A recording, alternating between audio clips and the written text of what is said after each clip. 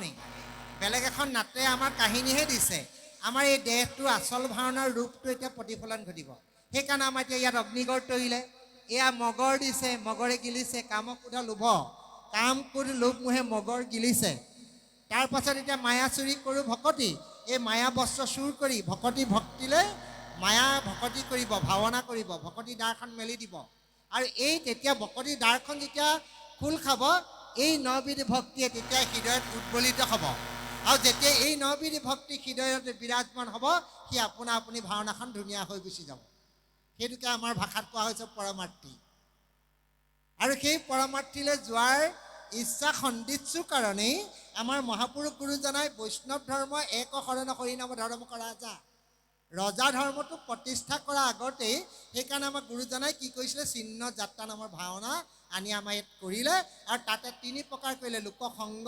লোকৰঞ্জন আৰু লোকস্থিতি কৰাই দিলে আৰু তাত এতিয়া চৰিত্ৰ ওলাব এতিয়া আমাৰ ভাওনাৰ চৰিত্ৰবিলাক 4 প্ৰকাৰৰ চৰিত্ৰ ওলাব ধীৰোদাত্ত ধীৰললিত ধীৰপ্ৰশান্ত ধীৰোদাত্ত অষ্টভেদে নাৰিকা ওলাব আৰু ইয়াত প্ৰকৃতিভেদে 3 প্ৰকাৰ উত্তম মধ্যম নিম্ন তাৰ পৰা আমাৰ গোটেই এই খোলাখন এই দুটা কোঠালিত ভাওনা কৰিব এই দুটা কোঠালিয়ে হৈছে ভগৱন্তৰ বুকুখন আগত থকা সেয়া হৈছে মণিময় কোট আৰু এই স্থানতে যে আছে এই স্থানতে আমি ভকতৰ সেৱকৰ স্থান গতিকে ইয়াত এতিয়া আমাৰ ভাৱৰীয়াসকলে আহি বিন্দু স্থাপন কৰি এই ভগৱন্তৰ বুকুত ভগৱন্তৰ ভাওনা কৰিব এইখন ভগৱতৰ বুকুত এই দুটা কোঠালিতে আমাৰ ভাওনা কৰে এই মূল খুঁটাৰ পৰা আমাৰ এই গৃহৰ আচলতে নামঘৰবিলাক কোনো জেগাত 7 কোঠালীয়া কৰে গতিকে আমাৰ এই দুটা স্থানত ভাওনা হ'ব ভাওনাত যি নাই বিশ্ব ক'তো নাই ইয়াত শিৰোভেদ আংগিক বাচিক সাত্বিকৰ ভাৱ আকৌ 8টা অভিনয় ইয়াৰ স্থান যুদ্ধখন কেনেকৈ দিব ধনুযুদ্ধ কেনেকৈ কৰিব গদা যুদ্ধ কেনেকৈ কৰিব চব পৃথক পৃথক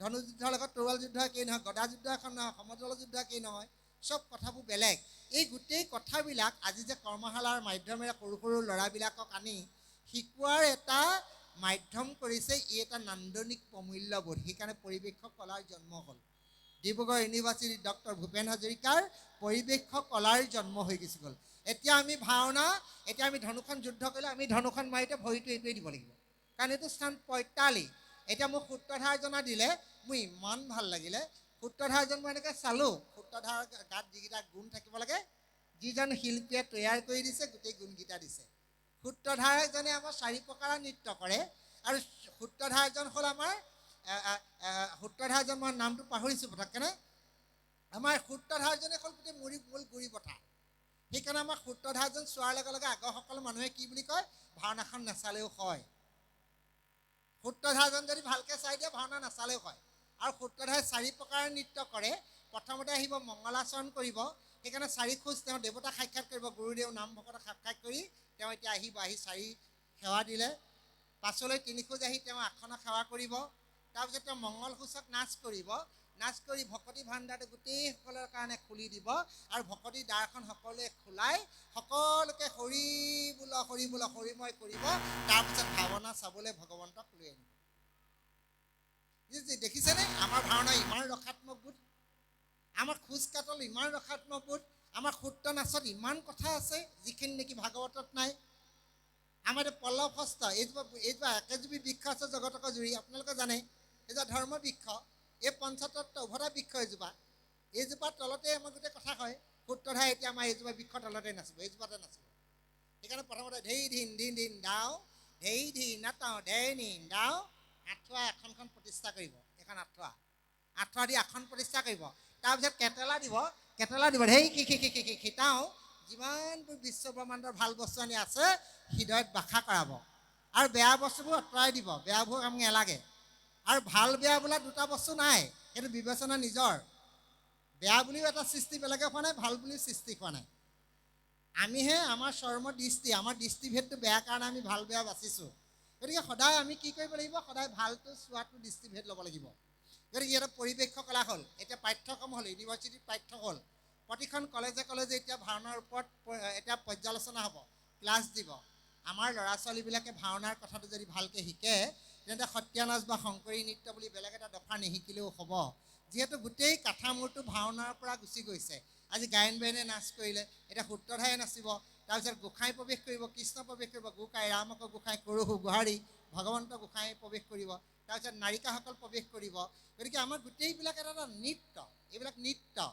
এই নৃত্যবিলাক আমাৰ ভিৰ হ'ব। আপোনালোকে চাব, আপোনালোকৰ কণ কণ ল'ৰা ছোৱালীবিলাকক যে আপোনালোকে এই কামত আপোনালোকে বৰ্তি কৰাইছে, আপোনালোকৰ চৰণত সেৱা জনাইছোঁ। এইবিলাক কাম এটা একদম আমাৰ দাৰ্শনিক। আৰু মোক আজি ইমান বিপুলভাৱে, আচলতে আমি খুব নগণ্য মানুহ, আমি একো নাজানো। মোক কেতিয়াবা মাতিলেও আহিব নোৱাৰোঁ, মোৰ ইমানেই সময় নাইকিয়া। এহেঁতি খুব মাতে। যোৱাবাৰ এতিয়া মই বিহুখনলৈ মাতিলেতো আহিব নোৱাৰিলোঁ, মোৰ ইমানেই ব্যস্ততা। এতিয়া ভাওনা কৰ্মশালালৈ মই এদিন চাবলৈ আহিব নোৱাৰিলোঁ, অথচ মোক ইমান সুন্দৰভাৱে ইমান মানে বেছিকৈ জোখতকৈ বেছিকৈ দিছে বুলি ভাবিছোঁ, মৰম দিছে। গতিকে দলটোৰ প্ৰতি মোক খুব বহুত আশীৰ্বাদ আছে। আৰু আজি মই নাটখন, মই এখন লেখি আকৌ নাট এখন আজি প্ৰথম এই দলটোলৈ দিছোঁ, আপোনালোকে ভাল পাব। বৰ নতুন নাট এখন মই দিছোঁ, দশৰথৰ জন্ম ৰহস্য, আৰু ইন্দুমতী আৰু মালিৰ মুক্তি লাভ বুলি দিছোঁ। আজি মই ল'ৰাসকলক সমজাইছোঁ, এখন ভাল নাট এখন আপোনালোকে পাব উপভোগ কৰিবলৈ। ৰামায়ণৰ, মূল ৰামায়ণৰ নাট, গতিকে ভাল হ'ব বুলি ভাবিছোঁ। গতিকে এই দলটোৰ পৰা আমি আশা কৰোঁ বহুত। এতিয়া আমাৰ ইয়াত যেতিয়া দল নাই, মই প্ৰাঞ্জলক কৈছোঁ, আমি গোটেইকেইটা ইয়াত ল'ৰাকেইটা, মই এটা ল'ৰাক মই এতিয়া তাৰ নামটো মই নাজানো, তাৰ নামটো মাইনা, মই ইভাগে কি দত্ত বুলি ক'লে মই পাহৰিলোঁ, কিন্তু মই তাকে সুধি আছোঁ যে ইমান ধুনীয়া ল'ৰা এটা আছে, অভিনয় কৰে, ইমান ধুনীয়া ল'ৰা এটা, মোৰ চকুত লাগে, কিন্তু তাকে সুধি আছোঁ, মই নাজানো। মানে আমাৰ এই অঞ্চলবিলাকত ইমান আছে, গুণী থকা ব্যক্তি আছে, খালি আমাৰ ওলাই যাবলৈ এটা মূৰ পোৱা নাই। সেইটোৱে ডাঙৰ কথা, আমাৰ গুণবিলাক ওলাই যাবলৈ পোৱা নাই। আৰু কিছুমানে কি কৰে, ওলাই যাবলৈ ল'লেও ভাঙিবলৈ যত্ন কৰে, কেতিয়াও নাপায়। ওলাই যোৱা বস্তুটোক ভাঙিবলৈ যত্ন নকৰি প্ৰেৰণা দিব লাগে। আমিতো ঢেৰ ধন দিব নালাগে নহয়, আমাক একো অশান্তি নকৰে নহয়।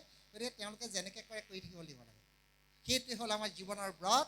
আৰু আমি নামঘৰলৈ আহি এইবোৰ লেকচাৰ দিয়া সাৰ্থকতা তেতিয়াহে হ'ব। নামঘৰত আহি আমি নাম গুণ গোৱা, ভাওনা কৰা আমাৰ সাৰ্থক তেতিয়াহে হ'ব, আমি যদি প্ৰেৰণা দিব পাৰোঁ, মানুহক যদি উদ্বুদ্ধ কৰিব পাৰোঁ। এই দুআষাৰকে ক'লোঁ, অজাতিথে কোৱা ভুলখিনি আপোনালোকে ক্ষমা কৰিব। মই বেলেগ ধৰণে কথা বুলি ক'ম বুলি ভাবি আহিছিলোঁ, কথাখিনি নক'লোঁ। মাত্ৰ এই দুআষাৰ কথাৰে যদি আপোনালোকৰ মনত কেতিয়াবা আঘাত দিছোঁ, ক্ষমা কৰিব। আৰু কণ মইনামণিসকলে একলব্য গুৰুদক্ষিণা নাটখন শিশু উপযোগী নাট, বৰ সুন্দৰ কাহিনী।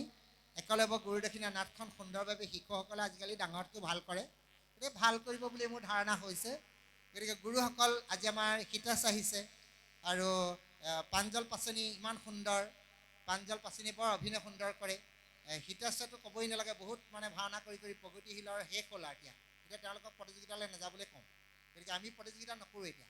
গতিকে আমি প্ৰতিযোগিতা কৰি থাকিলে আমাৰ তলৰ চাম ওলাব নোৱাৰে। গতিকে ভাল গুৰুসকলৰ তেওঁলোকৰ আজি আমাৰ প্ৰজ্ঞান আহিছে, বাবুল বৰা আহিছে, গতিকে তেওঁলোকে ভাল গুৰু বৰগছৰ আশ্ৰয় লৈছে। সদায় আমি আশ্ৰয় বৰগছতেই ল'ব লাগে, বৰগছৰ আশ্ৰয় ল'লে নিশ্চয় সফল হ'ব। সেইবুলি আমি টিনাদেপী চুচিত ন, তৰুডালো লাগিব, কিন্তু সেইবুলি বৰগছো লাগিব। কিন্তু জিৰাবলৈ বৰগছজোপা গুৰিত বহিলে বেগেতে গছজোপা নেভাগে, সেইটো খালি সেইকাৰণে বৰগছজোপা আমি যিমান পাৰোঁ ল'ব লাগে আশ্ৰয়।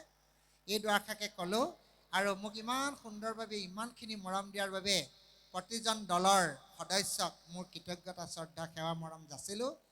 অজানিতে হোৱা ভুলৰ ক্ষমা বিচাৰি মোৰ এই দুআষাৰকে কৈ সামৰণি মাৰিলোঁ। কৃষ্ণ জয় গুৰু শংকৰ।